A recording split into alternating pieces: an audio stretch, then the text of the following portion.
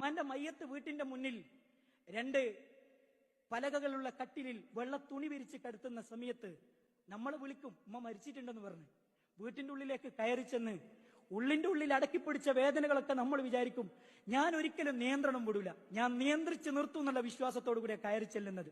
അവിടെ ചെന്ന് മാതാവിന്റെ മുഖത്തുള്ള ആ തുണിയൊന്ന് മാറ്റിത്തരുമ്പോ സഹോദരങ്ങളെ സഹിക്കാൻ പറ്റൂല. ആ വേദനിക്കുന്ന ആ പൊന്നു മാതാവിന്റെ മുഖം കാണുമ്പോ പൊട്ടിപ്പോകും നമ്മൾ, കരഞ്ഞു പോകും നമ്മൾ സഹോദരങ്ങളെ.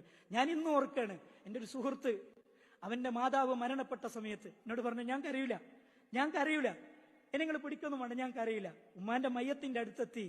അവന് പറഞ്ഞു, ഞാൻ കരയില്ല ഉസ്താദെ, കരയൂല എന്ന് പറഞ്ഞു.